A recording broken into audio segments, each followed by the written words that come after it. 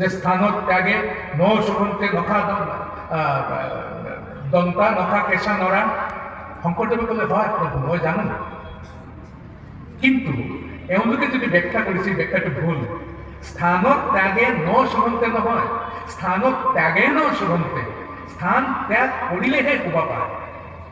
কেনেকৈ ৰজাই সুধিলে শংকৰদেৱক, বোলে প্ৰভু আপোনাৰ ৰাজসভা ইমান ধুনীয়া হৈ আছে, হাতীৰ দাঁতেৰে আপুনি ৰাজসভা সজাইছে, যদি দাঁত হাতীৰ মুখত থাকিলহেঁতেন আপোনাৰ ৰাজসভাৰ সৌন্দৰ্য বাঢ়িলহেঁতেন নে? আজি স্থান ত্যাগ কৰিছে বুলিহে আপোনাৰ ৰাজসভা সুন্দৰ হৈ উঠিছে। ৰজাই ক'লে হয় হয়, কথাটো ঠিক। শান্তি শান্তি।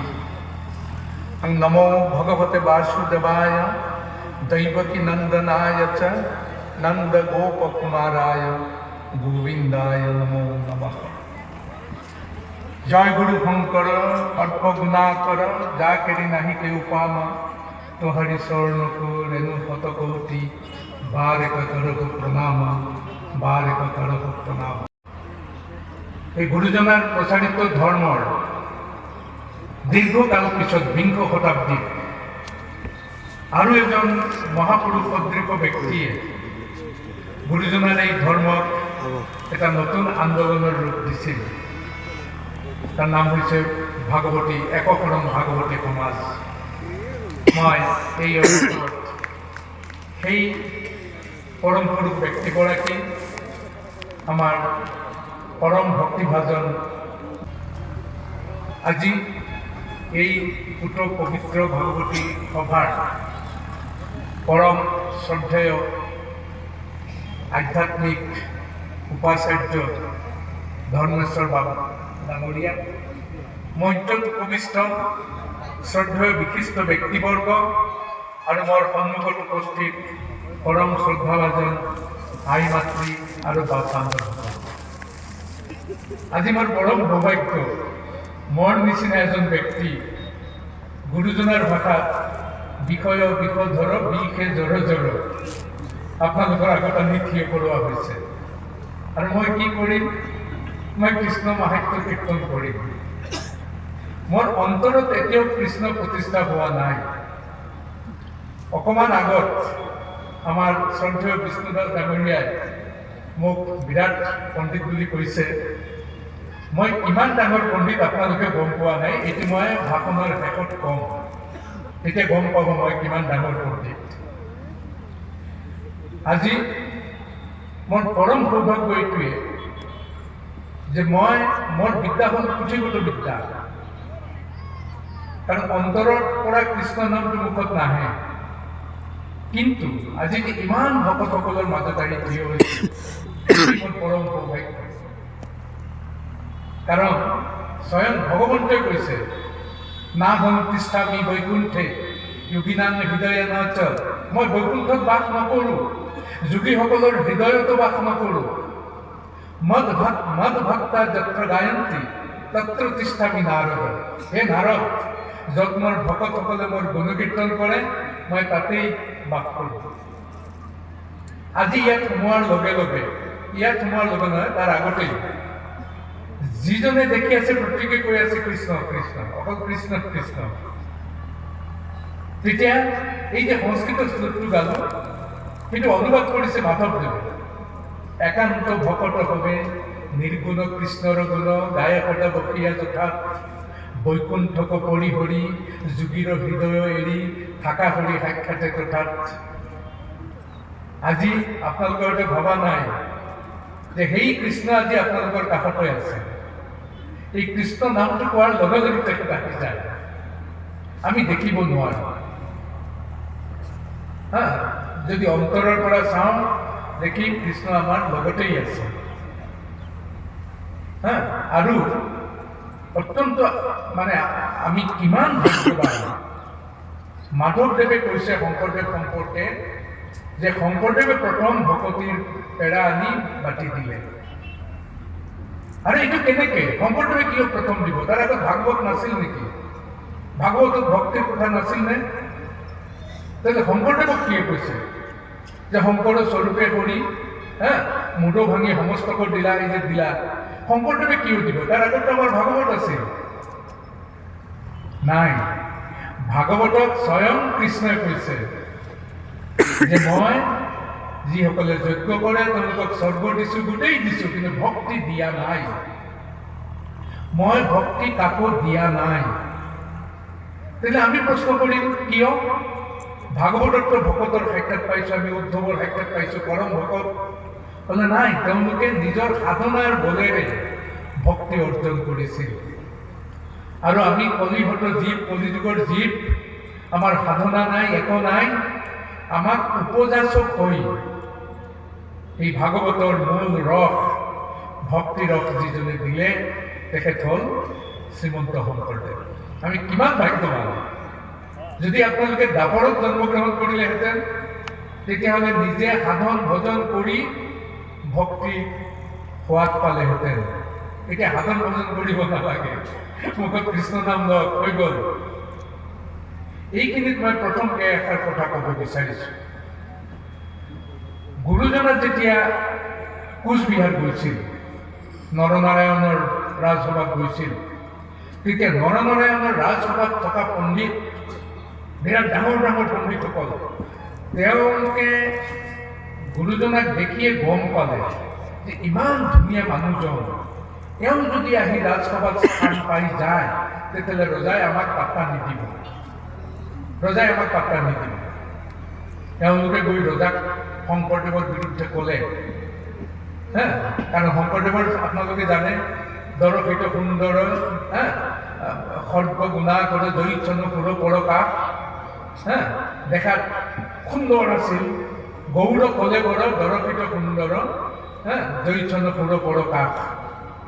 তেওঁলোকে গৈ ৰজাক কি লগালে শুনক, এইটো আপোনালোকৰো জানি ৰখা ভাল, কাৰণ আপোনালোককো আমি এটাক কৰিব পাৰোঁ এইটো কথা কৈ।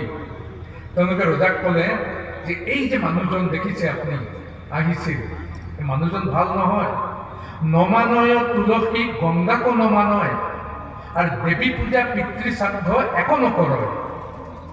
এওঁ গংগা তুলসী একো নামানে, দেৱদেৱী পূজা নামানে, পিতৃ শ্ৰাদ্ধ নকৰে। কৈবৰ্ত কলিতা কোচ ব্ৰাহ্মণ সমস্ত, কৈবৰ্ত কলিতা কোচ ব্ৰাহ্মণ সকলো একেলগে খায় দুধ কল চিৰা যত, গাখীৰ কল চিৰা গোটেইখিনি একেলগতে বহি খায়। কাৰণ শূদ্ৰৰ লগত বহি পানীও খাব নাপায়। তাৰপিছত কৈছে ব্ৰাহ্মণক পাই নকৰয় নমস্কাৰ, ব্ৰাহ্মণক পাই নমস্কাৰ নকৰে। তজু ৰাজ্যে প্ৰৱৰ্তাইল পাখণ্ড আচাৰ, আপোনাৰ ৰাজ্যখন ধ্বংস হৈ যাব। কাৰণ এই মানুহজন আহি আপোনাৰ ৰাজ্যত পাখণ্ড আচাৰ প্ৰৱৰ্তন কৰিছে। এতিয়া ময়ো আপোনালোকক ক'ব পাৰোঁ, আপোনালোকে পাখণ্ড আচাৰ অনুসৰণ কৰি আছে। ৰজাই শুনি, ৰজা নৰনাৰায়ণ ৰজা খুব পণ্ডিত ব্যক্তি, তেওঁ শুনি একদম খং উঠি গ'ল। ৰজাই কি ক'লে শুনক, শংকৰৰ চালে মই দামামা চোৱাইব, মই শংকৰৰ চামৰাৰে দামামা বজাম, ঢোল বজাম। শংকৰৰ হাড়ে মই অগ্নি পুৱাইব, তেওঁৰ হাড়ডাল দি জুই লগাই মই জাৰৰ দিনত অগ্নি পুৱাম। শংকৰৰ মাংস মই হেঙালে খুৱাইব, মই শংকৰৰ মাংস কুকুৰক খুৱাম। এনেকৈ এটা পাখণ্ড আচাৰ লৈ আহিছে। যদি মই নৰনাৰায়ণ ৰজা হওঁ, ৰজাৰ খং উঠি গ'ল। তাৰপিছত ক'লে যে তেওঁ ধৰি লৈ আহে, ক'ত আছে? বহুতে বিচাৰিলে নাপালে, পিছত চিলাৰায়ৰ ঘৰত গুৰুজনাক পালে, আনা হ'ল। যেতিয়া গুৰুজনাক পালে আনা হ'ব, তেতিয়া আকৌ এওঁলোকে লগালে ৰজাক, মহাৰাজ এটা কথা মনত ৰাখিব, এটা শ্লোক আছে, স্থানত ত্যাগে ন শুভন্তে দন্তা মথা কেঁচা নৰা। স্থান ত্যাগ কৰি যদি দাঁত, দাঁত আমাৰ সৌন্দৰ্য বৰ্ধন কৰে, চুলি আমাৰ সৌন্দৰ্য বৰ্ধন কৰে, নখ আমাৰ সৌন্দৰ্য বৰ্ধন কৰে, এইবিলাক যদি স্থান ত্যাগ কৰে তেতিয়াহ'লে মানুহে ঘিণ কৰে। এটা দাঁত পৰিবলৈ হলি পৰিলে আপোনালোকে কি এইটো ঘিণ কৰিব নহয় জানো? এই মানুহজন এই চাৰিটা বস্তু স্থান ত্যাগ কৰিলে কেতিয়াও শ্ৰদ্ধা কৰিব নাপায়। কি কি? দন্তা, দন্তা, নখা, কেছ মানে চুলি, আৰু মানুহ। নিশ্চয় কোনো অপকৰ্ম কৰি আহিছে, পলাই আহিছে অসমৰ পৰা, তাত থাকিলে ধৰা পৰিব, পলাই আহিছে। ৰজাইতো সংস্কৃত জানে, বুজি পালে, তাৰপিছত শংকৰদেৱ আহিছে, শংকৰদেৱক সুধিলে, বোলে আচ্ছা প্ৰথম কথা হ'ল আপুনি জানেনে এইটো শ্লোক যে স্থানত ত্যাগে ন শুভন্তে নখা দন্তা নখা কেঁচা নৰা? শংকৰদেৱে ক'লে হয় প্ৰভু মই জানো, কিন্তু এওঁলোকে যদি ব্যাখ্যা কৰিছে ব্যাখ্যাটো ভুল। স্থানত ত্যাগে ন শুভন্তে নহয়, স্থানত ত্যাগে ন শুভন্তে, স্থান ত্যাগ কৰিলেহে শোভা পায়। কেনেকৈ? ৰজাই সুধিলে শংকৰদেৱক, বোলে প্ৰভু আপোনাৰ ৰাজসভা ইমান ধুনীয়া হৈ আছে, হাতীৰ দাঁতেৰে আপুনি ৰাজসভা সজাইছে, যদি দাঁত হাতীৰ মুখত থাকিলহেঁতেন আপোনাৰ ৰাজসভাৰ সৌন্দৰ্য বাঢ়িলহেঁতেন নে? আজি স্থান ত্যাগ কৰিছে বুলিহে আপোনাৰ ৰাজসভা সুন্দৰ হৈ উঠিছে। ৰজাই ক'লে হয় হয় কথাটো ঠিক। বোলে তাৰপিছত নখা নখ, যেতিয়া বাঘৰ হাতত নখ থাকে এইটো ভয়ংকৰ, প্ৰাণ কৰিব, কিন্তু বাঘৰ হাতৰ পৰা নখ খহি পৰাৰ পিছত আপুনি মালা বনাই গলত দিছে, আপোনাৰ সৌন্দৰ্য বাঢ়ি গৈছে। ৰজাই ক'লে হয়।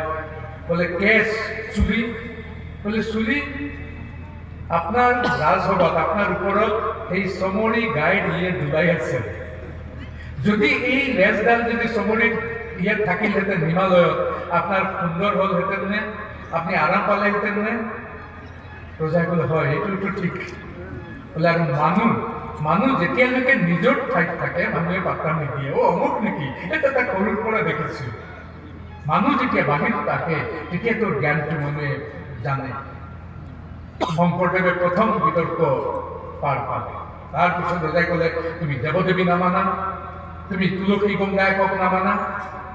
বোলে প্ৰভু এইটো মোৰ দুখ নহয়, এইটো গীতা, হিন্দু ধৰ্মৰ পৰম গ্ৰন্থ হৈছে গীতা, আৰু গীতাত স্বয়ং ভগৱান শ্ৰীকৃষ্ণই কৈছে, কি কৈছে? মন্মনা ভৱ মদ ভক্ত মদ জাতি মান নমস্কৰো, মোকে একমাত্ৰ মনটো দিয়া, মৰে যজন কৰা আৰু মোকে নমস্কাৰ কৰা, মৰে ভক্ত কোৱা। এইটো মোৰ দুখ নহয়, এইটো গীতাত আছে। নহ'লে আপোনালোকে গীতাখন অস্বীকাৰ কৰক। নাই নাই গীতা কেনেকৈ অস্বীকাৰ কৰে? বোলে এইটো গীতাৰ বাক্য। তেতিয়া ৰজাই পণ্ডিতসকলৰ ফালে চালে, পণ্ডিতসকলে ক'লে হয় হয় কথাটো ঠিক। বোলে তুমি কৈৱৰ্ত ক্ষুদ্ৰ বামুণ সকলোকে একেলগতে লৈ খোৱা কিয়? বোলে সেইটো মোৰ দুখ নহয়, সেইটো কৃষ্ণই কৈছে। বোলে কৃষ্ণই কি কৈছে? বোলে কৃষ্ণই কৈছে যো মান পশ্যতি সৰ্বত্ৰ সৰ্বঞ্চ মই পশ্যতি, যিসকলে মোক সকলোৰ মাজত দেখা পায় আৰু মোৰ মাজত সকলোক দেখে, তেওঁৱে হ'ল মোৰ অন্তৰৰ। মই তেওঁক প্ৰণশ্যতি, মই তেওঁক এৰি দিব নোৱাৰোঁ।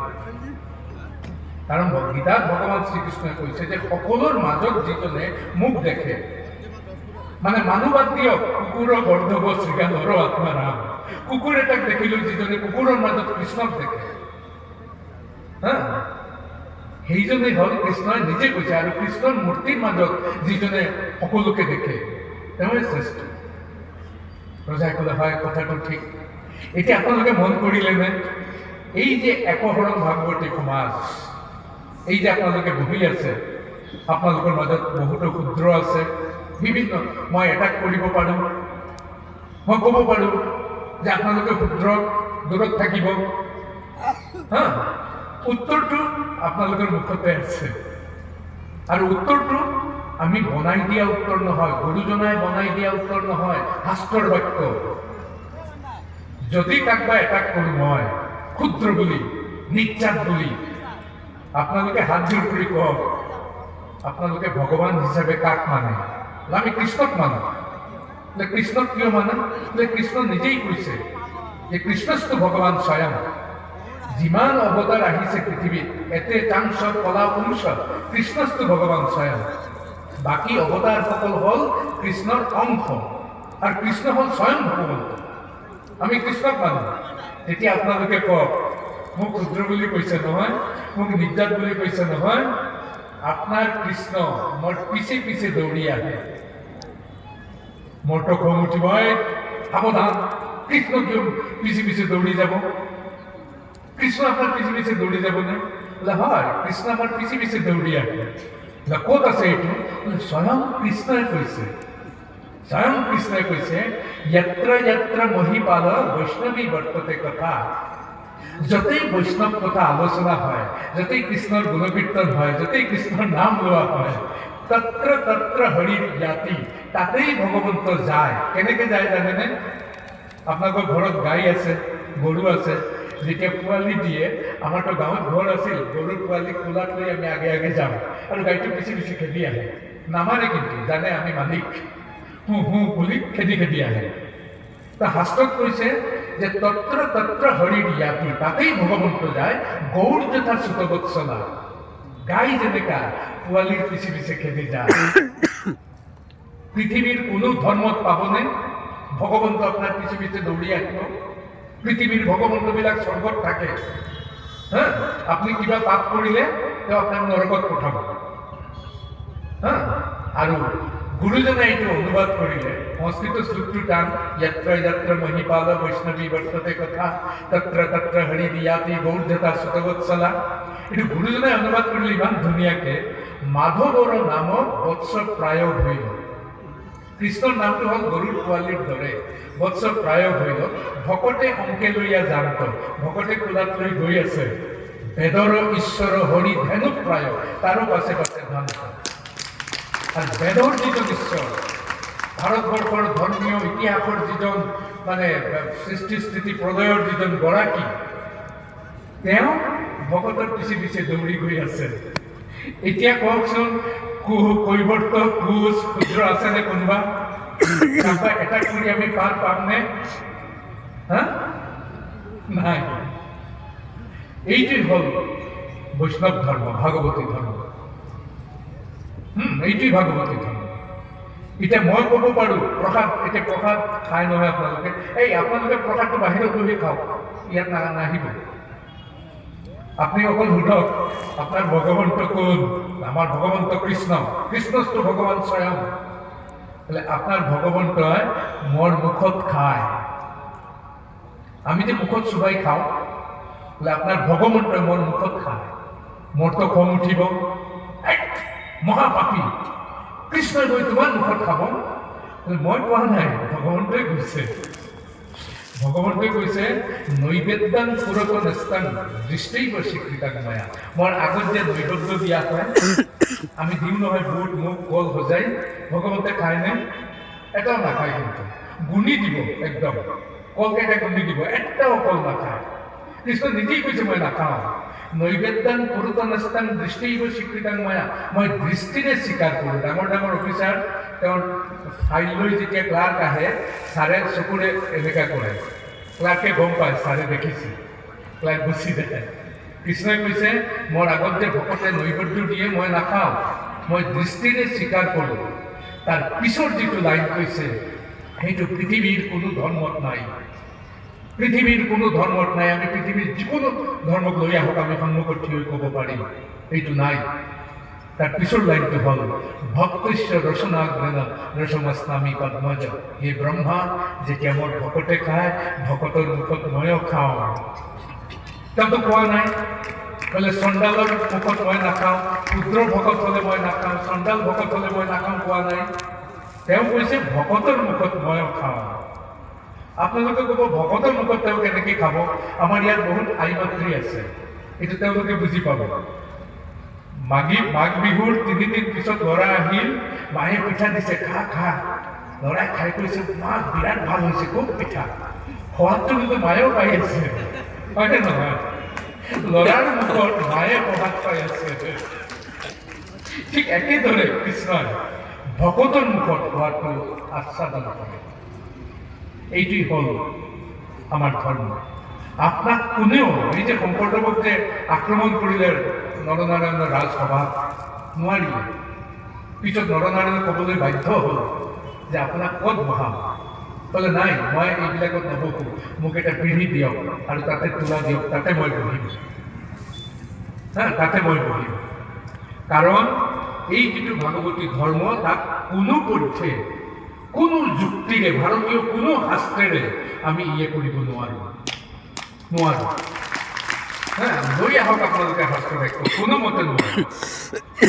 কাৰণ স্বয়ং কৃষ্ণই কৈছে যে যিসকলে দেৱ দেৱী পূজা কৰে তেওঁলোকে মৰিলে দেৱলোকত যায়, যিসকলে পিতৃ পূজা কৰে তেওঁলোকে পিতৃলোকত যায়, আৰু যিসকলে অকল মুখে প্ৰাৰ্থনা কৰে তেওঁলোকে মুখে পায়।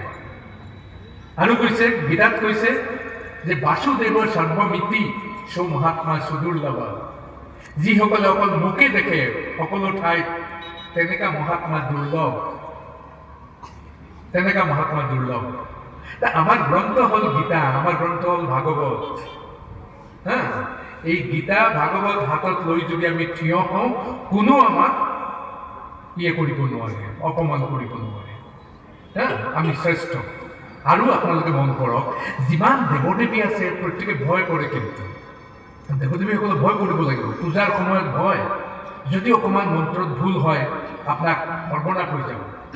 হা, মন্ত্ৰত ভুল হ'লে সৰ্বনাশ হ'ব। একদম গা পা ধুই আহি এই মানে কৰি আছো। কৃষ্ণক কোনোবাই ভয় কৰেনে? নকৰে। কৃষ্ণক কোনেও ভয় নকৰে। ইয়াত ভয় নাই। আৰু কৃষ্ণই যদি কয় যে তোক নৰকত পঠাম, ধৰক কৃষ্ণই ক'লে, কৃষ্ণৰ খং উঠিল, আপোনাক ক'লে তোক নৰকত পঠাম, আপুনি কওক ঠিক আছে মই নৰকত যাম, মই এনেই কৃষ্ণ কৃষ্ণ কৈ যাম। কাৰণ এনেই যদি মুখত কৃষ্ণ কৃষ্ণ কৈ যায়, কৃষ্ণ পিছে পিছে আহিব। এতিয়া এইখিনি কৈ থওঁ, গুৰুজনে এটা মাৰাত্মক কাম কৰিলে। শ্ৰীমন্ত শংকৰদেৱে ভাগৱত অসমীয়ালৈ অনুবাদ কৰিলে। আৰু কোন ভাষাত?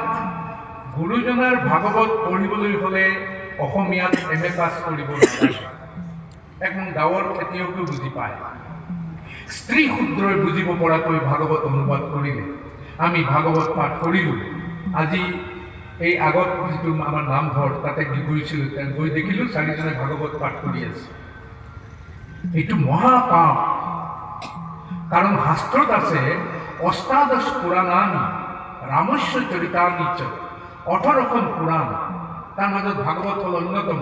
আৰু ৰামৰ চৰিত্ৰৰ কথা ভাষায়ান মানৱ শ্ৰদ্ধা ৰৌৰৱম নৰকম বুজে। যদি কোনোবাই নিজৰ মাতৃভাষাত শ্ৰৱণ কৰে তেতিয়াহ'লে ৰৌৰৱ নামক নৰকত গতি হ'ব। শাস্ত্ৰ বাক্যটো মিছা হ'ব নোৱাৰে। এই যে অসমীয়া সমাজে অসমীয়া ভাষাত ভাগৱত শ্ৰৱণ কৰিলে মৃত্যুৰ পিছত ক'ত যাব? ৰৌৰৱ নৰকত যাব। শাস্ত্ৰ বাক্য মিছা নহয়। এইটো যদি আমি গুৰুজনাক সুধো তেওঁ ক'ব যে হয় ৰৌৰৱ নৰকত যাব। কিন্তু কি হৈছে জানে, এই যে কোভিড আহিছিল তাত আমাৰ ওলাল নহয়, ভেকচিন। গুৰুজনাই ভাগৱত অসমীয়াত অনুবাদ কৰি নৰকৰ দুৱাৰ খুলি দিলে, বাট মুকলি কৰি দিলে, কিন্তু লগতে ভেকচিনটো দি দিলে। কাৰণ আপুনি যেতিয়া নৰকত যাব, আপোনাৰ চিত্ৰগুপ্তে সুধিল তুমি কি পাপ কৰিছা? বোলে মই ভাগৱত মাতৃভাষাত শ্ৰৱণ কৰিছো। বোলে ভাগৱতত কি আছে? বোলে কৃষ্ণৰ লীলা কীৰ্তন। সৰ্বনাশ। ঠিক আছে নৰকত যোৱা। কৃষ্ণৰ লীলা কীৰ্তন কৰি কৃষ্ণ কৃষ্ণ কৈ যদি নৰকত যায়, আপোনাৰ পিছে পিছে কোন যাব? স্বয়ং কৃষ্ণ যাব। ৰৌৰৱ নৰক বৈকুণ্ঠ হৈ উঠিব। কৃষ্ণ য'ত যাব সেইটো যদি নৰকো হয় সেইটো বৈকুণ্ঠ হৈ উঠিব। ভেকচিনডাল আমাৰ ইয়াত দি দিলে। যে ভকতে অংকে লইয়া জানত আৰু বেদৰ ঈশ্বৰ হৰি ধেনু প্ৰায় তাৰ পাছে পাছে ভ্ৰান্ত। অসমত যে ধৰ্ম আছিল শংকৰদেৱৰ আগত কি আছিল? বামানয় শাস্ত্ৰে বহি আছে সৰ্বজন, তান্ত্ৰিক শাস্ত্ৰ আছিল। আৰু তন্ত্ৰ গ্ৰন্থত কি লিখা হৈছিল জানেনে?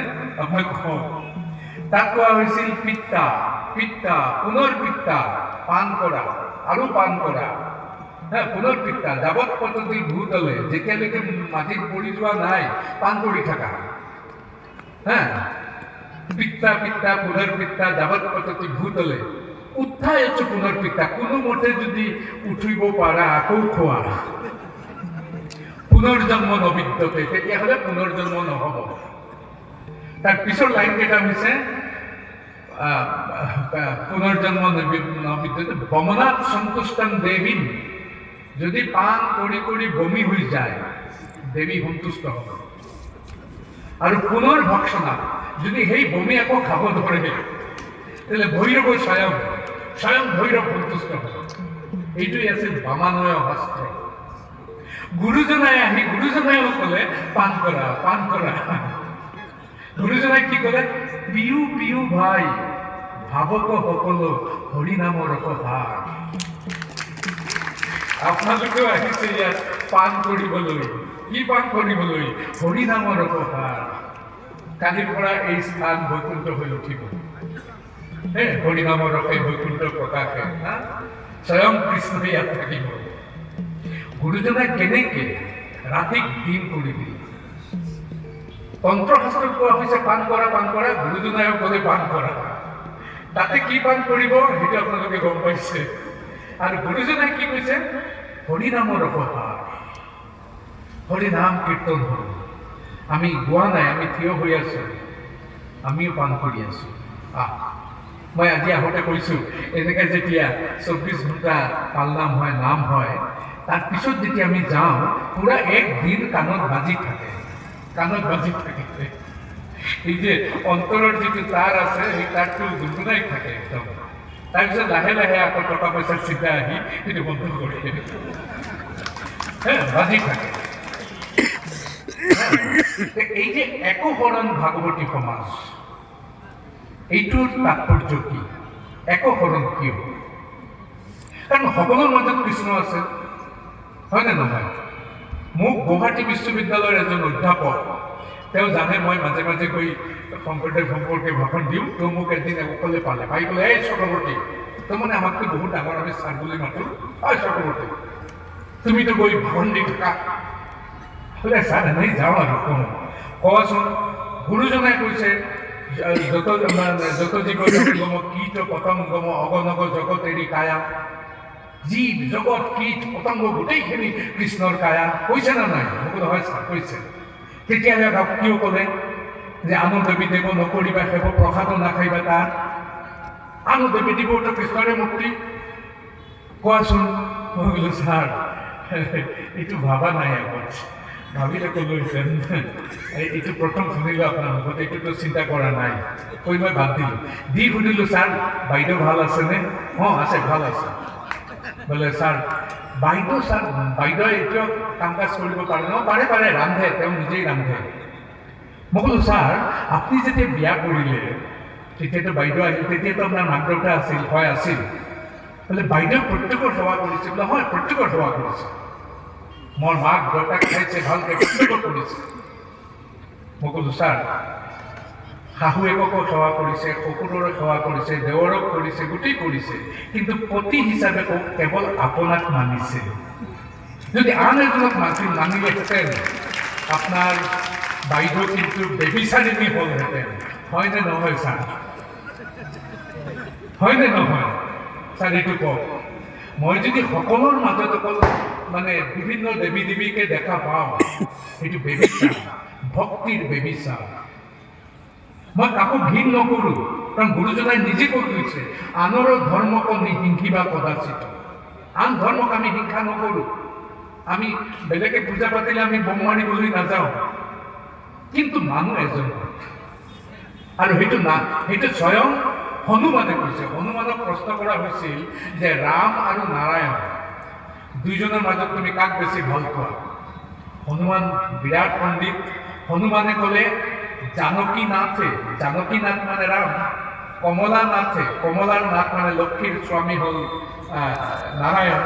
জানকীনাথে কমলানাথে উভয়, জানকীনাথে কমলানাথে অভেদ পরমাত্মা। জানকীনাথ রাম আর কমলানাথ নারায়ণ দুজনেই অভেদ পরমাত্মা। তথাপি মম সর্বস্ব শ্রী রাম কমল লোচন। তো তথাপি মই ৰামৰ বাহিৰে আন কাকো নামানো। এইটি হল ভক্তি, এইটোৱেই হল ভক্তি। যে আমি কাকো ঘৃণ নকৰো, আমি কাকো গালি নিদিওঁ। আজি দুৰ্গা পূজা পাতিলে আমি গালি দিম নে? নিদিওঁ। কিন্তু আমি মানিম এজনক, কাৰণ প্ৰেম বহুতৰ প্ৰতি নহয়, প্ৰেম এজনৰ প্ৰতি হয়। ইয়াত আমাৰ ধেমাজিৰ পৰাও আহিছে চাগে বহুত। মই ধেমাজিৰ গল্প এটা কওঁ, এইটো মোৰ জীৱনত, এইটো কৃষ্ণ কথা নহয় দেই। এবাৰ ধেমাজি গৈছিলোঁ এই বিহুৰ পিছত। গুৱাহাটী উঠিলোঁ বাছত, নাইট চুপাৰত উঠি গ'লোঁ। গৈ নাইট চুপাৰৰ মানে কণ্ডাক্টাৰক কৈ দিলোঁ যে মানে ইয়ে পোৱাৰ আগতে ধেমাজি পোৱাৰ আগত এখন গাঁও আছে, তাতে মোক নমাই দিব। একদম পুৱা কণ্ডাক্টৰে আহি মোক মাতিলে, উঠক উঠক উঠক, আপোনাৰ গাঁওখন আহিছে নামক। মই নামি গৈছোঁ, নামিতো দেখিছোঁ গাঁওখন, এজনক পালোঁ, পাই সুধিলোঁ বোলে বাপ মই ডেকা বাপৰ ঘৰত যাম, মৃন্ময় ডেকা বাপৰ ঘৰত যাম, কেনেকৈ যাম? বোলো হ'ব হ'ব মই দেখুৱাই দিছোঁ, আপুনি পাৰিব।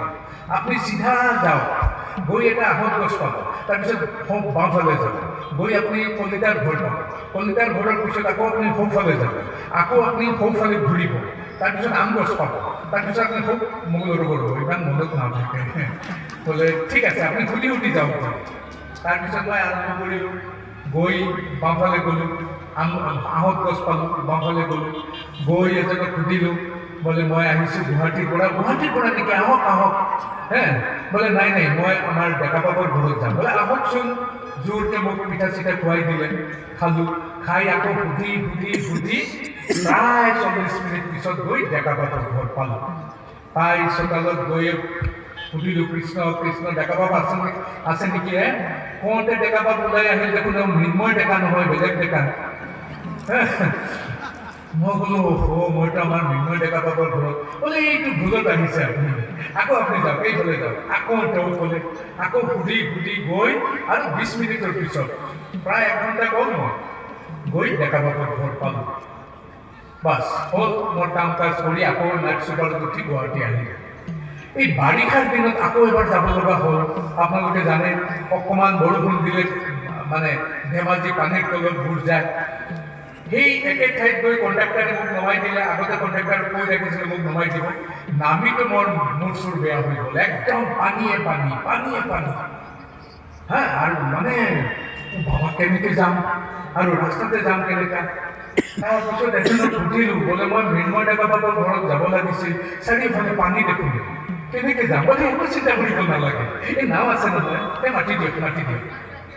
নাওত মাতিলে, আমি নাওত উঠিলোঁ, একদম চিধা গৈ 10 মিনিটত মৃন্ময় ডেকা বাপৰ চোতালত নামি গ'লোঁ। 10 মিনিট। তেতিয়া মোৰ এটা অভিজ্ঞতা হ'ল, যেতিয়া বানপানী আহে তেতিয়া আপুনি কলিতাৰ ঘৰ, ডেকা মানে দাসৰ ঘৰ, অমুকৰ ঘৰ তমুকৰ ঘৰত যাব নালাগে, পিঠাও খাব নালাগে, একদম চিধা গৈ মৃন্ময় ডেকাৰ ঘৰ পাব।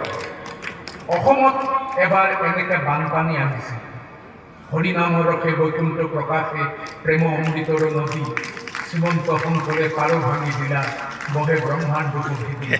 তেতিয়া বাছত যাওঁতে এইফালে মন্দিৰ দেখি মোক প্ৰণাম, সেইফালে প্ৰণাম, গছ এটা দেখিলে প্ৰণাম কৰিব নালাগে, আৰু এইফালে মোৰ ধৰ্ম অৰ্থ কাম উৎসৱ পিঠা খাব নালাগে, চিধা গৈ বৈকুণ্ঠ পাব। এইটো হ'ল একশৰণ।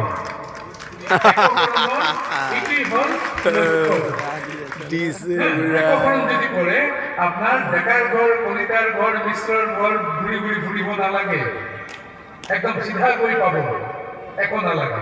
আৰু চিধা গৈ পাব, পথত পিঠাও নাখায়, কাৰণ এই কাম অৰ্থ ধৰ্ম মুখ্য একো নালাগে, কাৰণ নালাগে ভোক নালাগে মুকুতি, তোমাৰ চৰণে মাত্ৰ ৰহুক ভকতি। তেতিয়া মুক্তিও নালাগে, কাৰণ মুক্তিও যদি বিচাৰোঁ এইটো ব্যৱসায় হৈ যায়, এইটো ব্যৱসায়। আজি যদি চিফ মিনিষ্টাৰ আহিলহেঁতেন, সুযোগ পালে মই ক'লোহেঁতেন মোৰ ভাগিনৰ এটা চাকৰিৰ ব্যৱস্থা কৰি দিব। তাত প্ৰেম নাথাকে, তাত অকল কামনা। যদি প্ৰেম হয় তেতিয়া মানুহে মুক্তিও নিবিচাৰে, নালাগে মুক্তি, নালাগে ভোগ, নালাগে মুক্তি, তোমাৰ চৰণে মাত্ৰ ৰহুক ভকতি। এইটোৱেই হ'ল একশৰণ ভাগৱতী সমাজ। আপোনাৰ নাও লৈ চিধা গৈ পাব। সেই নাওখনত উঠিলে হ'ল, নাওখন কি? নামৰ নৌকা, নাম। এতিয়া প্ৰশ্ন হ'ল, আপোনালোকে যে দেখিলে কৃষ্ণ কৰে, অন্তৰৰ পৰা কৰেনে? নাই, মইতো অন্তৰৰ পৰা নকৰোঁ, মইতো অভিনয় কৰোঁ। কাকবা দেখি কৃষ্ণ মইতো অভিনয় কৰোঁ। ভগৱান শ্ৰীকৃষ্ণই কি কৈছে জানে? কৈছে শ্ৰদ্ধয়া হেলয়া নাম ৰটন্তি মম জন্তৱ। যদি কোনোবাই শ্ৰদ্ধা অথবা হেলা গালি পাৰিও যদি মোৰ নাম লয়, তেচাং নামৰ সদা পাৰ্থ বৰ্ততে হৃদয়ে মম। কোনোবাই যদি গালি পাৰিও যদি মোৰ নাম লয়, মই তেওঁক মোৰ হৃদয়ত ৰাখোঁ। এতেকে আপুনি যদি অভিনয় কৰিও কৃষ্ণ নাম লয়, কৃষ্ণই কিন্তু আপোনাক এৰি নিদিয়ে। পৃথিৱীত কোনো ধৰ্ম এনেকা নাই, অকল নামটো ল'লেই হ'ল, অকল নাম। মই এবাৰ কওঁ আপোনালোকক, ওদালগুৰি এখন সভাত গৈছিলোঁ, এনেকুৱা ভৰ্তি মানুহ, তাত বহুত বড় মানুহ আছে। মই তাতে ভাষণ দিবলৈ গৈ ক'লোঁ যে এটা ধৰ্ম লৈ কিমান দিন থাকিম, মই ঠিক কৰিছোঁ ধৰ্ম ত্যাগ কৰিম। এটা হিন্দু ধৰ্ম, এটা চলা গাত দি গোটেই জীৱন চলাম নে? মই হিন্দু ধৰ্ম ত্যাগ কৰিব বিচাৰিছোঁ। মানুহটো একদম চুপচাপ হৈ গ'ল যে এওঁ কি কৈ আছে, আহিছে শংকৰ গুৰুজনাৰ ভাষণ দিবলৈ, আহি কৈছে হিন্দু ধৰ্ম ত্যাগ কৰিব। মই ক'লোঁ হয়, আপোনালোকক সাক্ষী কৰি মই সত্য কৰিছোঁ যে মই ধৰ্ম ত্যাগ কৰিম, কিন্তু যি ধৰ্মই মোক ধৰ্মান্তৰিত কৰিব তেওঁলোকৰ প্ৰতি মোৰ এটা চৰ্ত আছে। চৰ্তটো হ'ল যে ধৰক আজি কোনোবা এটা ধৰ্মই আহি ক'লে যে মই আপোনাক আমাৰ ধৰ্মলৈ লৈ আহিম, চৰ্তটো হ'ল যে মোৰ ব্যক্তিগত নাম নালাগে, মোৰ বঙালী নামটো তেওঁৰ ধৰ্মগ্ৰন্থত ভৰাই দিব লাগিব, তেতিয়া মই মোৰ ধৰ্ম ত্যাগ কৰি সেই ধৰ্ম গ্ৰহণ কৰিম। এইটো পৃথিৱীৰ কোনো ধৰ্মই কৰিব নোৱাৰে। কোনো এখন ধৰ্মগ্ৰন্থ তাত বঙালী নাম বা অসমীয়া নাম বা কোনোবা নাম এটা ভৰাবনে? ভৰালে ধৰ্মগ্ৰন্থখন অপবিত্ৰ হ'ব। মই ক'লোঁ সেইকাৰণে মই ধৰ্ম ত্যাগ কৰিব নোৱাৰোঁ, কোনো নাহে। মই কিমানবাৰ কৈছোঁ মই ধৰ্ম ত্যাগ কৰিব বিচাৰোঁ, কোনেও নাহে। আমাৰ ধৰ্ম কিন্তু অপবিত্ৰ নহয়। এই যে গুৰুজনাই 500 বছৰ আগত যে নামঘৰ প্ৰতিষ্ঠা কৰি তাত ভাগৱত প্ৰতিষ্ঠা কৰি ভাগৱতক সেৱা জনাবলৈ ক'লে, আৰু আমিও সেই 500 বছৰ ধৰি ভাগৱতক সেৱা জনাই আহিছোঁ। এবাৰো ভাবি চাইছেনে যে ভাগৱতখন হ'ল কৃষ্ণৰ বাংময় বিগ্ৰহ। প্ৰথম দ্বিতীয় স্কন্ধে চৰণত দুটয়, তৃতীয় চতুৰ্থ স্কন্ধে ভৈল উৰুদ্বয়। পুৰা ভাগৱত হ'ল কৃষ্ণৰ বিগ্ৰহ। দ্বাদশে মুণ্ড, একাদশে তুণ্ড, দ্বাদশে মুণ্ড, এই দ্বাদশ অধ্যায় ভাগৱত হ'ল কৃষ্ণৰ বিগ্ৰহ। গুৰুজনাই চালাকি কৰি কৃষ্ণৰ গাত অলংকাৰ হিচাপে খাচী গাৰ মিৰিক, কিৰাত কছাৰী খাচী গাৰ মিৰিক, যৱন কংস গোৱালৰ নাম ভৰাই দিলে। আৰু আমি ভাগৱতক কৃষ্ণক প্ৰণাম কৰিবলৈ গৈ কৃষ্ণৰ দেশত অলংকাৰ হিচাপে সজাই দিয়া কিৰাত কছাৰী খাচী গাৰ মিৰিক, যৱন কংস গোৱালকো আমি প্ৰণাম জনাইছোঁ। আমাৰ ধৰ্মগ্ৰন্থ অপবিত্ৰ হৈছেনে? নাই। মই ক'লো সেইকাৰণে মই ধৰ্ম ত্যাগ কৰিব নোৱাৰোঁ। আমাৰ ধৰ্মগ্ৰন্থ অপবিত্ৰ নহয়। আমাৰ সেই ভাগৱততে চণ্ডালৰ নাম আছে, সিটো চাণ্ডালকৰ গৰিষ্ঠ মানে, যাৰ জিভাগে চবে কৰি মানে। আমাৰ ধৰ্মগ্ৰন্থ অপবিত্ৰ হৈছেনে? নাই, আমাৰ অপবিত্ৰ নহয়। এই যে ধৰক আমি কম নহয় যে আপোনালোকে পবিত্ৰ হৈ আহক, গা পা ধুই আহক। এই ধৰ্মটো এনেকৈ এটা ধৰ্ম যে তাত আপোনাৰ ফুল চুল ধৰ্ম পূজা একো নালাগে।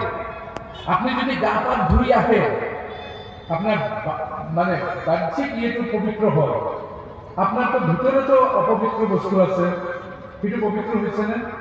নাই। এই ধর্মর একো নালাগে, অকল কৃষ্ণ নাম লও, আপনার বাহ্য অভ্যন্তরীণ সুখী, আপনার ভিতর বাহির গোটেই খুশি হয়ে যাবে। অকল নাম, একো নালাগে। কিছুমানে কৈছে শংকৰদেৱে যজ্ঞ মানা নাছিল। এই যে একখন ভাগৱতী সমাজ, আপোনালোকে যজ্ঞ কৰেনে? যজ্ঞ নামানে? যজ্ঞটো আমাৰ বেদত আছিল, এইটো আমাৰ হিন্দু ধৰ্মৰ এটা আপোনালোকে যজ্ঞ নকৰে? ক'লে নাই, গুৰুজনাই যজ্ঞ মানিছে। কোনে কৈছে যজ্ঞ নকৰে?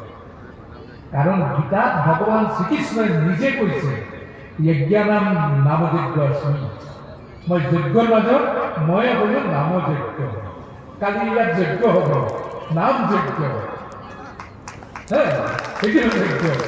যে কোনোবাই যদি কয় আপুনি বেদ নামানে, বোলে আমিতো গীতা মানিছোঁ, আৰু গীতাটো বেদৰ বিৰোধী নহয়। বেদ উপনিষদৰ ভাল বস্তু হ'ল গীতা, আৰু গীতাত স্বয়ং কৃষ্ণই কৈছে যে যজ্ঞৰ মাজত ময়ে নাম যজ্ঞ। য'তেই আমি নাম কৰিছোঁ, সেইটোৱেই আমি আহুতি দি আছোঁ কৃষ্ণৰ নামত। সেইকাৰণে যজ্ঞ নামানো বুলি কোনেও ক'ব নোৱাৰে। আমি যজ্ঞ মানিছোঁ, নাম যজ্ঞ, যিটো গীতাত ভগৱান শ্ৰীকৃষ্ণই কৈছে। আৰু নামটো কিয় দিয়া হ'ল তাৰ কাৰণ হ'ল আমাৰ শাস্ত্ৰত কোৱা হৈছিল ক্ষুদ্ৰসকলে বেদমন্ত্ৰ পাঠ কৰিব নোৱাৰিব। মোৰ শ্ৰদ্ধায় তপত ত্যাগ, শ্ৰদ্ধা মানে বেদ, ক্ষুদ্ৰসকলে বেদমন্ত্ৰ শ্ৰৱণ কৰিলে কাণত গৰম ঘি ঢালি দিব। এতিয়া কওকচোন কলি যুগত মানুহ কেনেকৈ পাৰ পাব? নাপায়। কিন্তু ভগৱান শ্ৰীকৃষ্ণই ক'লে যে বেদপাঠ কৰিলেও মুখ নাপায়, তপস্যা কৰিলেও মুখ নাপায়, ত্যাগ কৰিলেও মুখ নাপায়। মোৰ শ্ৰদ্ধায় তপত ত্যাগ মুখ নাপায়, একমাত্ৰ ভক্তিয়ে মুখ পায়। কাজেই বেদপাঠতকৈ ডাঙৰ বস্তু কি? হৰি নাম। এই নামটো দিব। এতিয়া কোনোবাই আমাক ক'ব পাৰিবনে যে আপোনালোকে ধৰ্ম নামানে? স্বয়ং কৃষ্ণই কৈ গৈছে যে বেদপাঠ কৰিলেও মুখ পোৱা নাযায়। কথাটোতো ঠিক। আপুনি বহি বেদপাঠ কৰি আছে, আপুনি কৃষ্ণ পাব নেকি? নাপায়। আপুনি অন্তৰত নাম লয়। কলিকতা এবাৰ মোক এনে এখন ভাষণত মোক ক'লে যে আপোনালোকৰ অসমত শংকৰদেৱ ত্যাগী নহয়, ভোগী। কাৰণ শংকৰদেৱৰ সংসাৰ আছিল, কন্যা আছিল, কন্যা জোঁৱাই আছিল, জোঁৱাইক অসম ৰজাই কৰিছিলে। আপোনালোকৰ ইয়াত কাৰণ এইটো কামাখ্যাৰ দেশটো, এইটো ভোগটো হ'ল প্ৰধান, ভোগী, সংসাৰী। মই ক'লো হয়।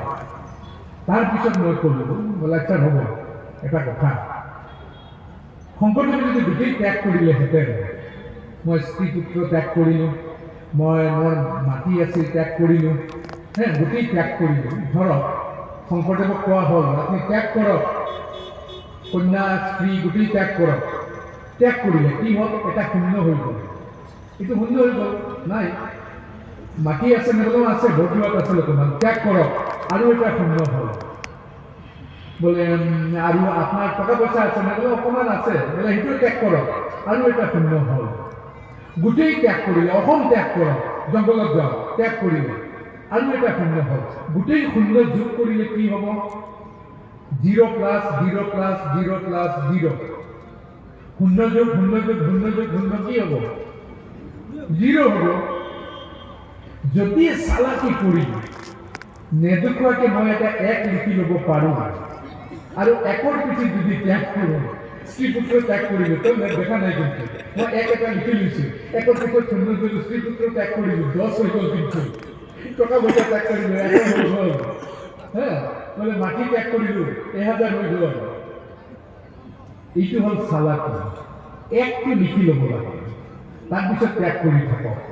দৈৱকীৰ পুত্ৰ একক কৃষ্ণ মাত্ৰ দেৱ। গুৰুজনাই কৈছে দৈৱকীৰ পুত্ৰ একক কৃষ্ণ মাত্ৰ দেৱ, নামানো না মানো কৃষ্ণ বিনে অন্য দেৱ। 1 লিখি ল'লে দৈৱকীৰ পুত্ৰ কৃষ্ণ মাত্ৰ দেৱ। তাৰপিছত গুৰুজনাই ক'লে ত্যাগ কৰক। এতিয়া ত্যাগ কৰক, স্ত্ৰী পুত্ৰ সকলোখিনি ত্যাগ কৰক। আপুনি নিশ্চয় হ'বনে? আপুনি ৰজা হ'ব। আপুনি সংসাৰত থাকি সংসাৰ শূন্য হ'ব। আপুনি স্ত্ৰী পুত্ৰৰ মাজত থাকিও স্ত্ৰী পুত্ৰ কাৰ? ঈশ্বৰৰ। গুৰুজনাই কি ক'লে?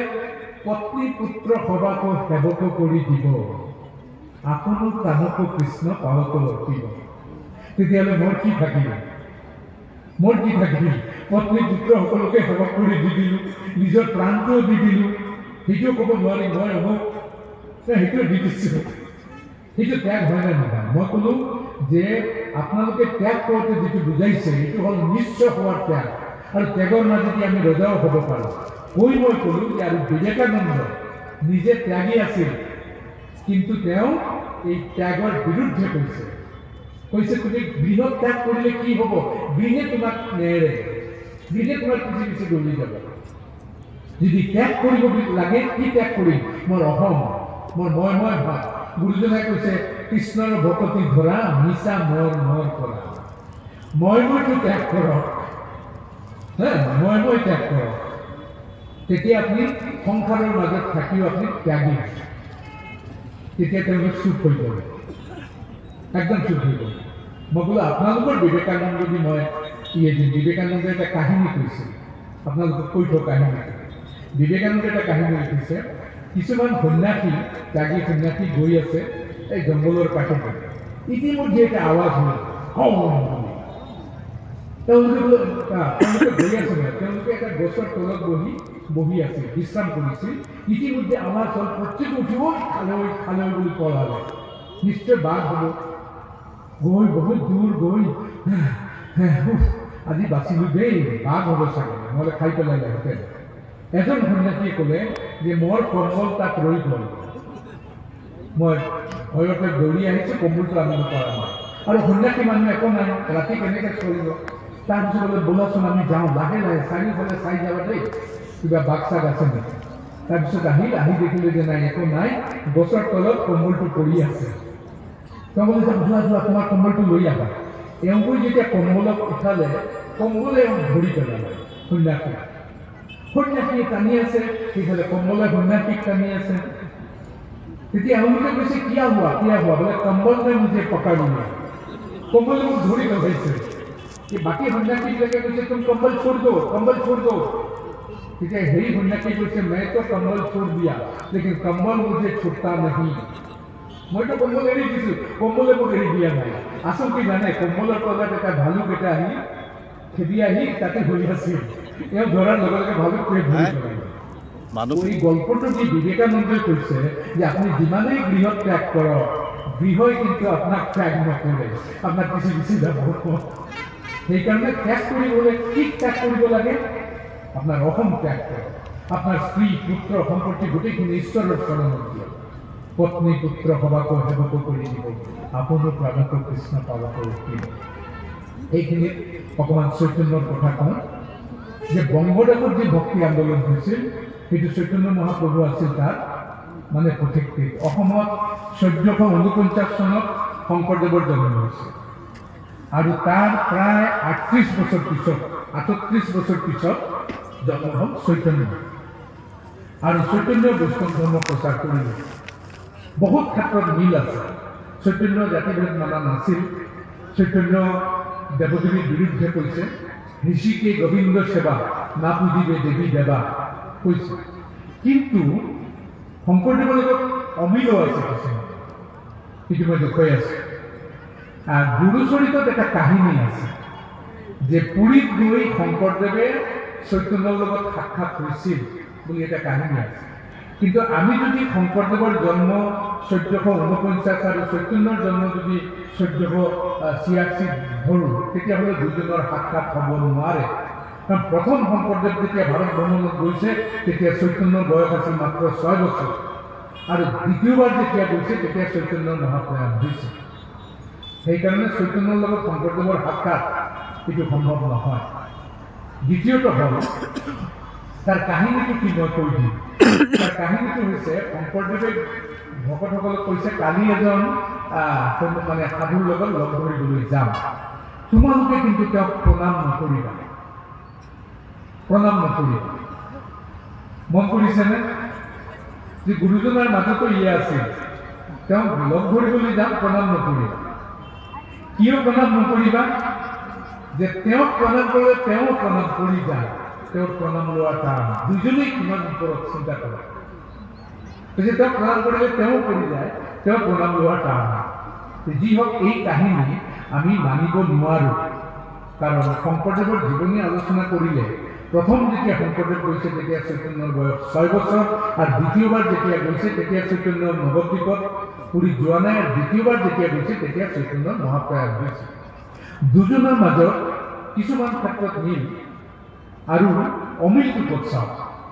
গুৰুজনে কৈছে দাস্য ভক্তি। গুৰুজনাৰ ভক্তি হ'ল দাস্য ভক্তি। কৰা প্ৰভু দয়া, জন্মে জন্মে হইব তোমাৰো দাসৰো দাস। তো কোৱা নাই যে কৃষ্ণ মই তোমাৰ দাস হ'ব বিচাৰোঁ, নাই। কৈছে তোমাৰো দাসৰো দাস, তোমাৰ দাসৰো দাস হৈ মই আহিম। এইটো হ'ল দাস্য ভক্তি। চৈতন্যৰ হ'ল মধুৰা ভক্তি, প্ৰেম ভক্তি। এই দুজনৰ মাজত এইটো এটা বিৰাট পাৰ্থক্য নিমিলে। আৰু আটাইতকৈ ডাঙৰ পাৰ্থক্য হ'ল বংগদেশত ৰাধাক মানে।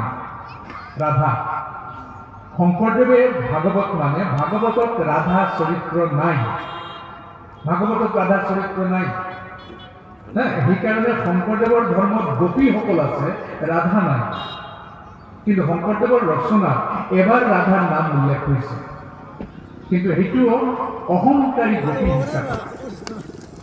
আৰু চৈতন্যৰ ইয়াত ৰাধাই মানে কৃষ্ণপ্ৰিয় ডাঙৰ। তাতে তেওঁলোকে দেখুৱাইছে, বংগদেশত দেখুৱাইছে যে ৰাধা ক'ৰ পৰা আহিল। তেতিয়া তেওঁলোকে ভাগৱতৰ এটা শ্লোক গাই দিছে যে অনয়াৰাধিতানুনাং ভগৱান হৰিশ্বৰ য়ন্ন বিহায় গোবিন্দা কৃত যামনয় গ্ৰহ, যে যি গোপীৰ দ্বাৰা কৃষ্ণ আটাইতকৈ বেছি আৰাধিত হৈছে তেওঁক লৈ কৃষ্ণ বেছি হৈছে। এই তাত ৰাধাৰ নাম নাই, আৰাধনা শব্দটো আছে, ৰাধ ধাতু। আৰু বংগৰ বৈষ্ণৱসকল দেখুৱাইছে যে এইজনেই ৰাধা, কিন্তু ভাগৱতত নাই ৰাধা। আৰু সেইকাৰণে অসমৰ যিটো বৈষ্ণৱ ধৰ্ম বা বৈষ্ণৱ ভাগৱত কত কিন্তু আপোনালোকে ৰাধাক নাপাব, কিন্তু বংগত কিন্তু ৰাধা।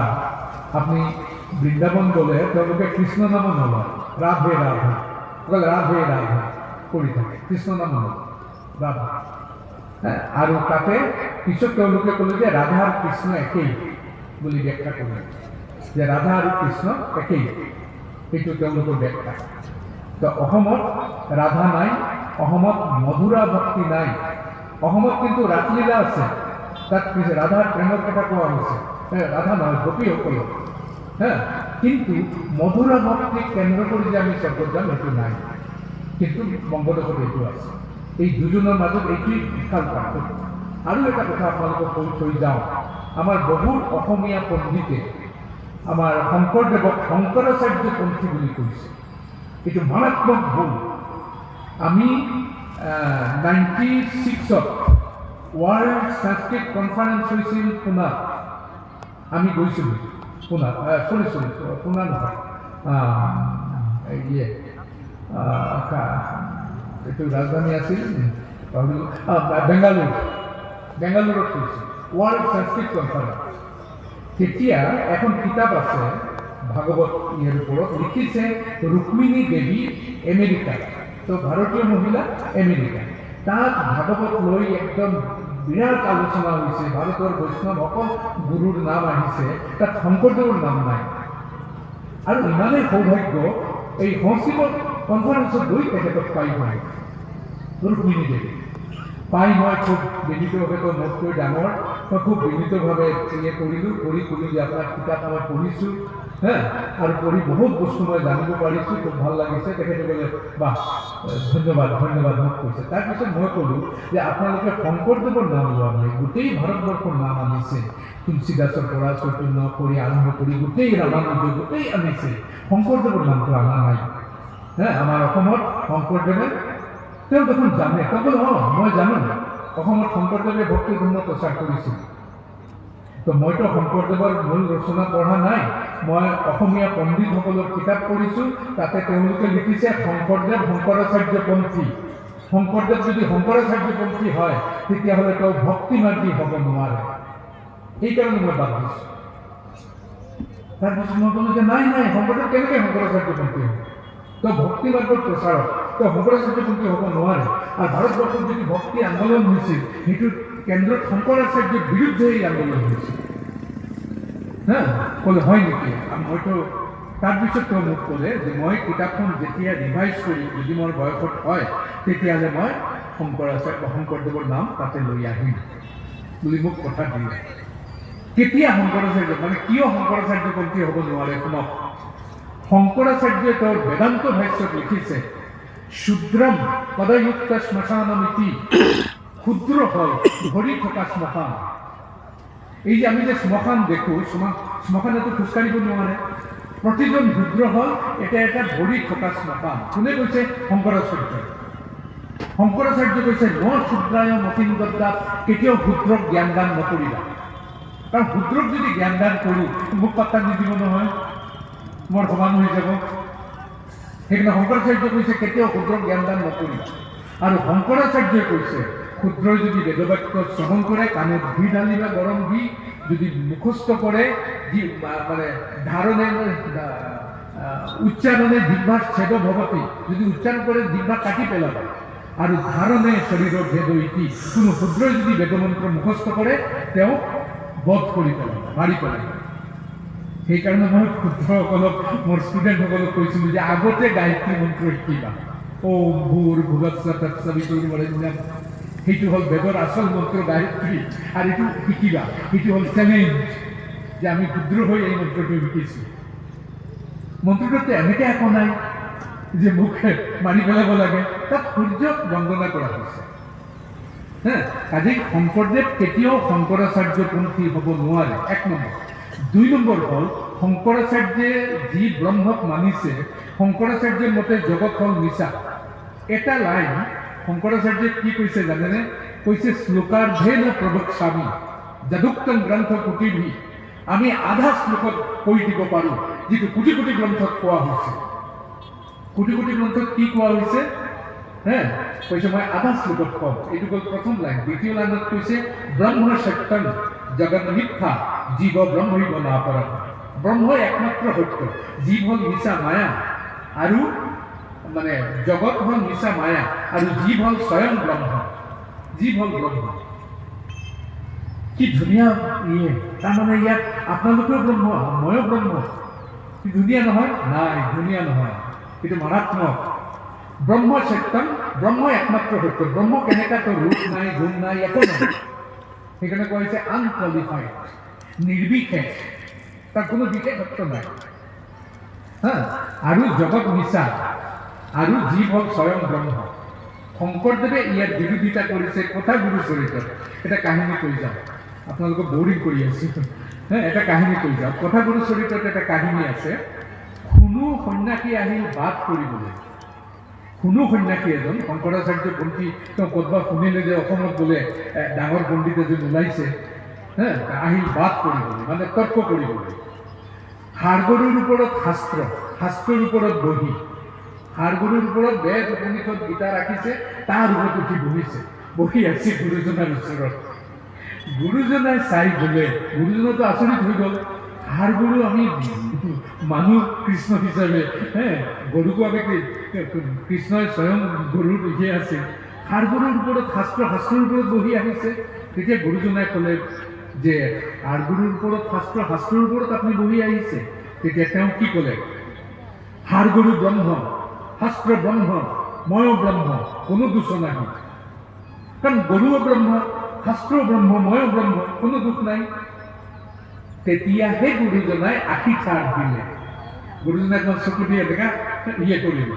এজন শিষ্য আছিল, তেওঁ কৈ দিলে ঠিকছে কেইটা এই নতুন সন্যাসী। তেওঁ চৰিত্ৰপুথিৰ ভাষাত তেওঁ বেকবেকাব ধৰিলে, এনেকা বেকবেকাব ধৰিলে। তেতিয়াহে গুৰুজনাই ক'লে হামু ব্ৰহ্ম, তুমি ব্ৰহ্ম, শাস্ত্ৰ ব্ৰহ্ম, ব্ৰহ্মই ব্ৰহ্মক দাঁড়িলে কিছু দোষ নাহিল। তুমিও ব্ৰহ্ম, ময়ো ব্ৰহ্ম, এও ব্ৰহ্ম, ব্ৰহ্ম যদি ব্ৰহ্মক পিঠে কোনো দোষ নাহিল। মন কৰিলেনে? যদি গোটেই ব্ৰহ্ম হয় তেতিয়াহ'লে তাত নীতি নাথাকে। নীতি কেতিয়া আহিব? যেতিয়া মই ভাবিম দাসকো দাসা, মই তোমাৰ দাসৰো দাস, লগে লগে হাতখন জোৰ হৈ আহিব, হয়নে নহয়? মই যদি ভাবোঁ আপুনিও ব্ৰহ্ম, ময়ো ব্ৰহ্ম, আপুনিও মিলিটাৰী, ময়ো মিলিটাৰী, মই হাতযোৰ কৰিম নে? মই উঠি চিট দিম নে? নিদিম। সেইকাৰণে শংকৰদেৱ কেতিয়াও শংকৰাচাৰ্যপন্থী হ'ব নোৱাৰে। আৰু বাহিৰত এনেকুৱা ভুল বাৰ্তা কৈছে। কিছুমানে কৈছে নাই, শংকৰদেৱে কৈছে নহয়। কিছুমানে কৈছে শংকৰদেৱে ভাগৱতত লিখিছে যে যিটো ব্ৰহ্ম সেহি মই জানা সৰ্বক্ষণে, যিটো ব্ৰহ্ম সেইটোৱেই মই জানা সৰ্বক্ষণে। শংকৰদেৱতো কৈছে ময়ে ব্ৰহ্ম, ময়ে ব্ৰহ্ম, ভাগৱতত আছে কিন্তু, আৰু সেইটো লিখিছে বহুতে। তাৰ পিছৰ লাইনটো কোনেও লিখা নাই। তাৰ পিছত কি আছে জানেনে? লিখিছে কহিলো তোমাক 4 প্ৰকাৰৰ প্ৰলয়। এইটো হ'ল 4 প্ৰকাৰ প্ৰলয়ৰ উদাহৰণ। তুমিও ব্ৰহ্ম, ময়ো ব্ৰহ্ম, এইটো প্ৰলয়, ধ্বংসৰ পথ। তাৰপিছত কৈছে কহিলো তোমাক 4 প্ৰকাৰৰ প্ৰলয়, ভকতি নভৰিলে কবু নেৰাই মৃত্যু ভয়। ভক্তি লাগিব, কাৰণ তুমিও ব্ৰহ্ম, ময়ো ব্ৰহ্ম হ'লে কোনে কাক ভক্তি কৰিব? ভক্তি শব্দটো আহিছে ভজ ধাতুটো। চিন্তা কৰক কেনেকৈ গুৰুজনাক মানে ভুল ব্যাখ্যা কৰি আৰু আজিকালি বাহিৰত গৈ ক'লে ক'ব শংকৰাচাৰ্যপন্থী কৰি সৰ্বনাশ কৰিছে। গুৰুজনাই কেতিয়াও শংকৰাচাৰ্যপন্থী হ'ব নোৱাৰে। আনকি ভাৰতত যিসকল ধৰ্মগুৰু আহিছে কাৰো লগত একদম নিমিলে। যে আমি যে কওঁ এইখিনিত আপোনালোকক কৈ থওঁ, আমাৰ ইয়াত বহুত পণ্ডিত ব্যক্তি আছে। আমাৰ কিতাপখনৰ নাম হ'ল ইংৰাজী কিতাপ, 6টা ভলিউম। এইটো ওলাইছিল ৰামকৃষ্ণ মিছন কেলকাতাৰ পৰা। এতিয়া এইটো মানে ইণ্টাৰনেশ্যনেল হৈ গ'ল। Cultural heritage of India, cultural heritage of India. তাত শংকৰদেৱ সম্পৰ্কে লিখিছে আমাৰ তেখেত খুব নাম কৰা ৰাজমোহন। তাত শংকৰদেৱ সম্পৰ্কে লিখিছে ৰাজমোহন নাথে। তাতে কি লিখিছে জানে? মাৰাত্মক লাইন। তাতে লিখিছে যে গুৰুজনাই হৰে কৃষ্ণ হৰে ৰাম মন্ত্ৰ লৈছিল। এইটো এটা মাৰাত্মক ভুল। আৰু কেলকাতাত এবাৰ ক'লে যে তেওঁতো চৈতন্যৰ হৰে কৃষ্ণ হৰে ৰাম লৈছে। তাৰ বিৰুদ্ধে মই এই এনেকুৱা ভাষণত মই তাৰ উত্তৰ দিছিলোঁ। একদম মাৰাত্মক। আৰু সেইটো মই ৰামকৃষ্ণ মিছনক জনালোঁ যে আপোনালোকৰ এইটো একদম মাৰাত্মক ভুল, এইটো হ'বই নোৱাৰে। আৰু তাতে লিখা আছে যে গুৰুজনাই চৈতন্যৰ সংগ পাইছিল পুৰীত আৰু আহি বৈষ্ণৱ ধৰ্ম প্ৰচাৰ কৰিছিল। এইটো মিছা। গুৰুজনাৰ জীৱনী যদি আমি আলোচনা কৰোঁ তেওঁ চৈতন্যৰ সংগ পাব নোৱাৰে। তেতিয়া ৰামকৃষ্ণ মিছনে ক'লে যে প্ৰথম কথা হ'ল এইটো আপুনি ক'লে নহ'ব, অসমৰ মানে কোনো এটা প্ৰতিষ্ঠান জনাব লাগিব। দ্বিতীয় কথা, এইটো এতিয়া এনচাইক্লোপিডিয়া যিটো পায় তাতে লৈ ল'লে। এতিয়া আমি ক'লোঁ এইটো সিদ্ধ নহ'ব। এতিয়াও এই ভুলটো চলি আছে। সেইখন কিতাপ আপোনালোকে পাব আমাৰ কলেজ ইউনিভাৰ্চিটিত, কালচাৰেল হেৰিটেজ অফ ইণ্ডিয়া। তাৰ এডিটাৰ আছিল ৰাধাকৃষ্ণন।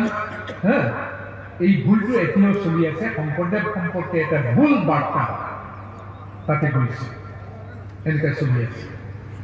কি কৰিব কওক?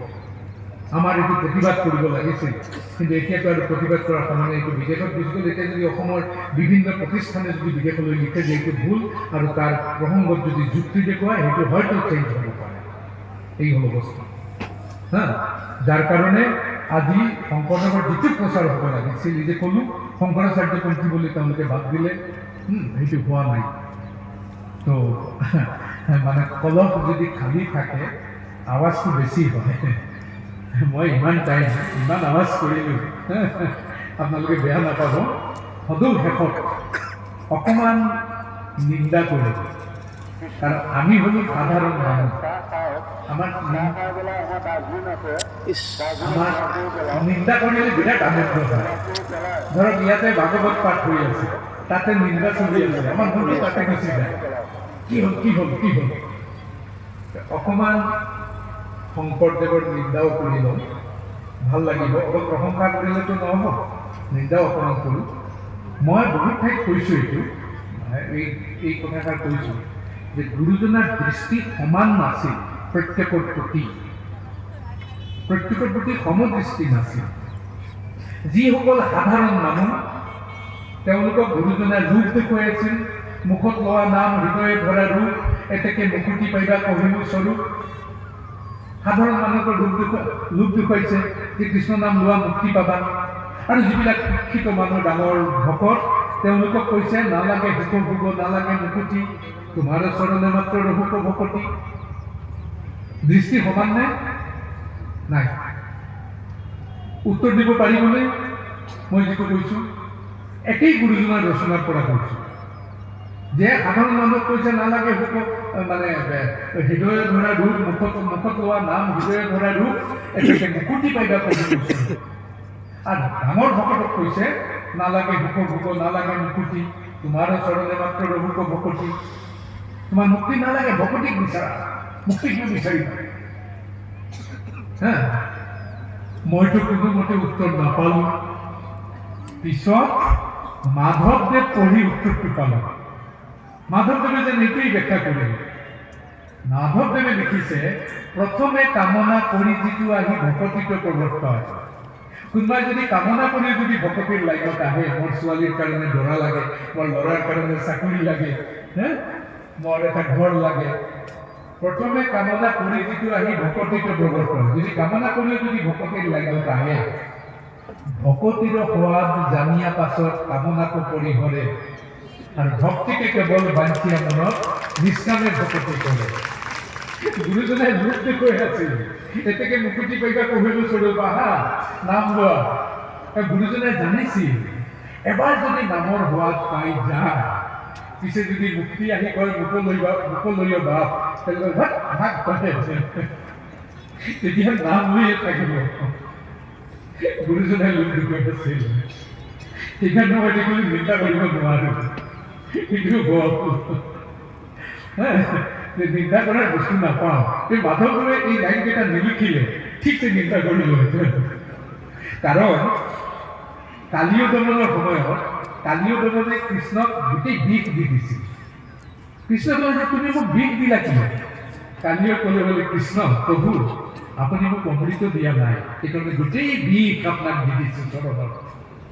ভগৱন্তই আমাৰো অমৃত দিয়া নাই, সুযোগ পালেই অকণমান নিন্দা চিন্তা কৰিলে ভাল লাগে। সদৌ শেষত অকণমান কৃষ্ণ নিন্দা কৰি শেষ কৰি, এই যে আপোনালোকে কৃষ্ণ কৃষ্ণ কৰি আছে, কিয় কৰি আছে, কি ভাবিছে কি সৃষ্টি স্থিতি প্ৰলয়ৰ গৰাকী খুব ডাঙৰ মানুহ? নাই, এওঁ চোৰ, আৰু ডাঙৰ নহয়। আপোনালোকে কৃষ্ণ কৃষ্ণ কৰি আছে, আজি ইয়াত অহাৰ পিছত বাৰে বাৰে কৃষ্ণ কৃষ্ণ শুনি আছো।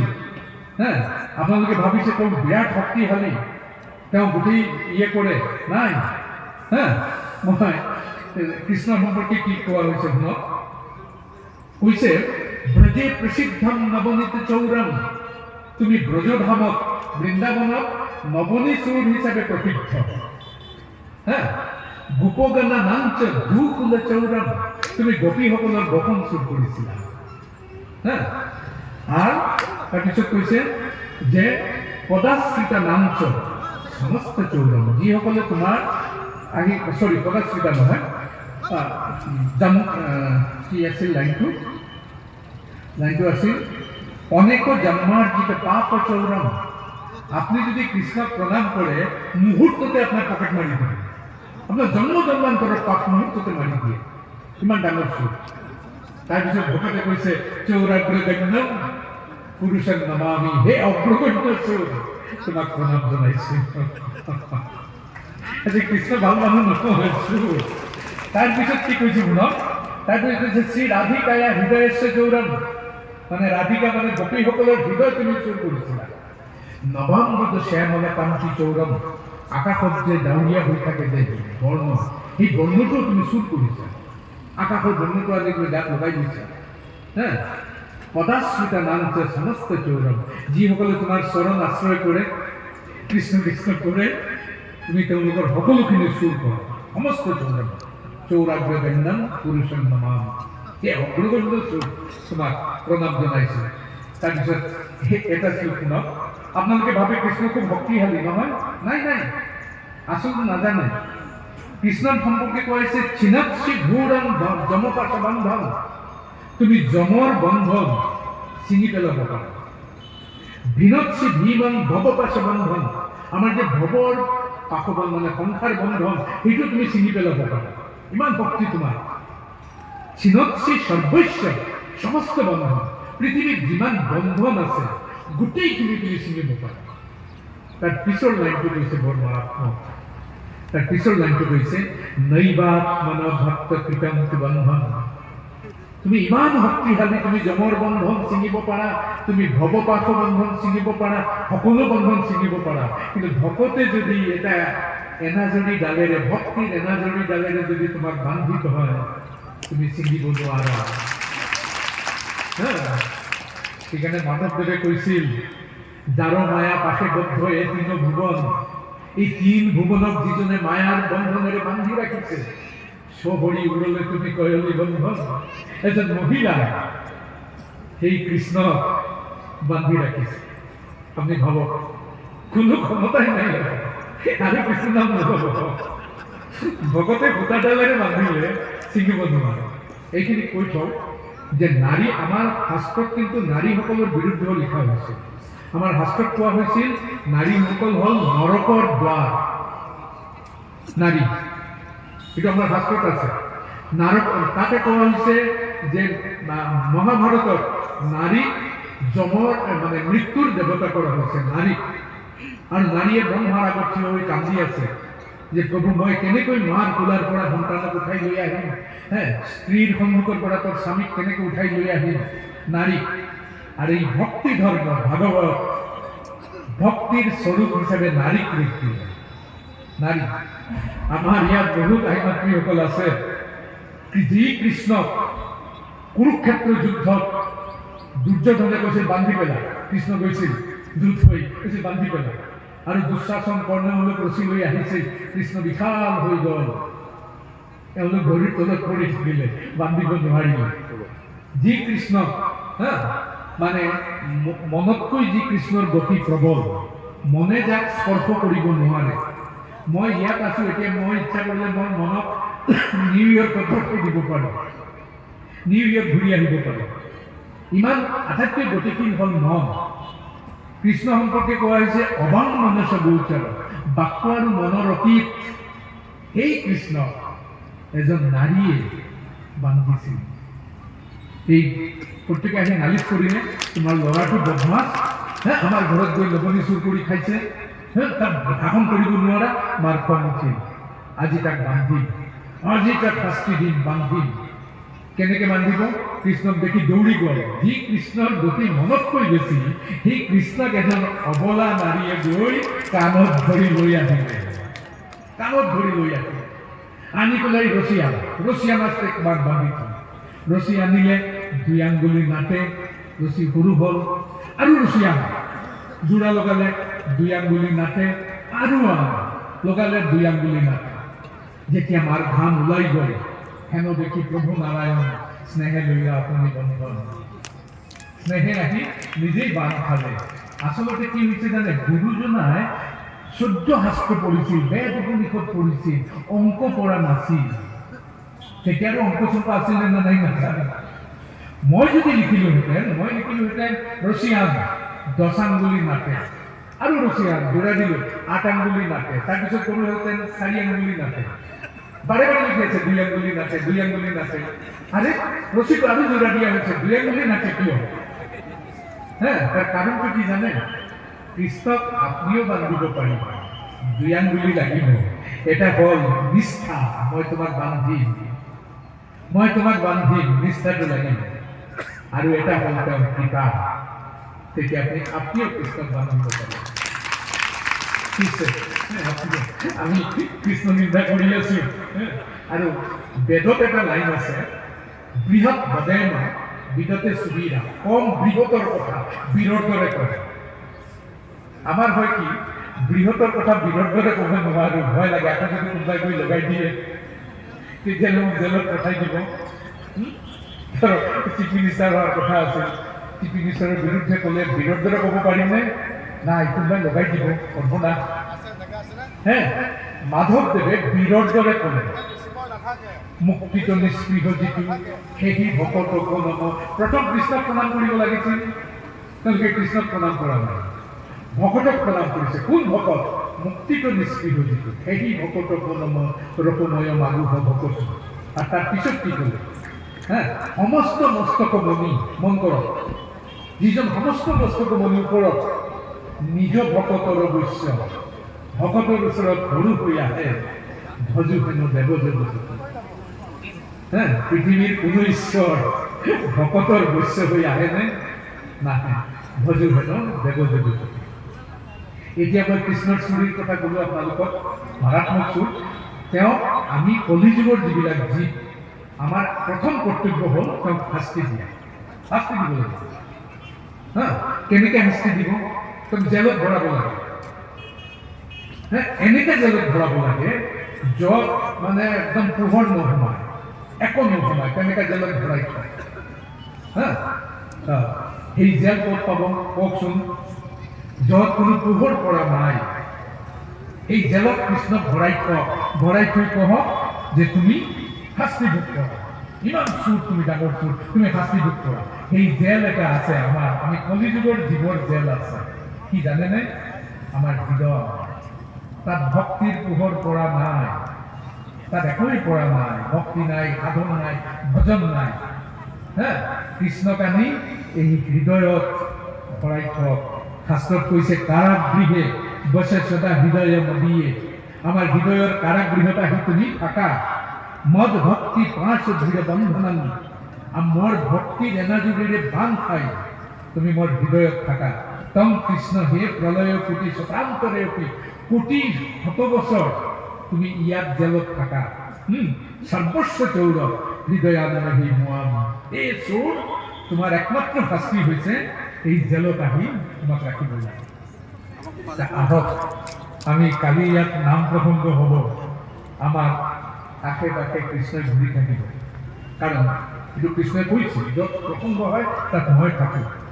আৰু কৃষ্ণক বাৰে বাৰে প্ৰাৰ্থনা কৰক যে তুমি চোৰ, তুমি মোৰ হৃদয়ত আহি জেলত সোমোৱা। যদি সেইটো কৰিব পাৰোঁ, এই জেলত যদি তেওঁক সোমাই দিব পাৰোঁ, হৈ গ'ল। আপোনাৰ পূজা নালাগে, একো নালাগে। এইখিনি কৈ মই কৃষ্ণ কথা শেষ কৰিছোঁ। আৰু সদয় শেষত মই যে কিমান ডাঙৰ পণ্ডিত এইটো অকণমান কৈ থওঁ। তেওঁলোকে কৈছে কিন্তু পুৰাটো পঢ়া নাই, নাজানাতো। মই নিজৰ প্ৰশংসাটো মই কৰিব পাৰিম। মই বিৰাট ডাঙৰ পণ্ডিত। শুনক, মোৰ গুৱাহাটী ঘৰত মোৰ শহুৰ আহিছে। মই দেওবাৰে বজাৰত যাম মালিগাঁও। মোক ক'লে বোপাই এই কোমোৰা পালে এটা লৈ আহিবা। মই ক'লো ঠিক আছে, লৈ আহিম। এতিয়াতো এইটো যোৱাৰ দায়িত্ব শহুৰে কৈছে আনিবই লাগিব যিমান দাম হওক।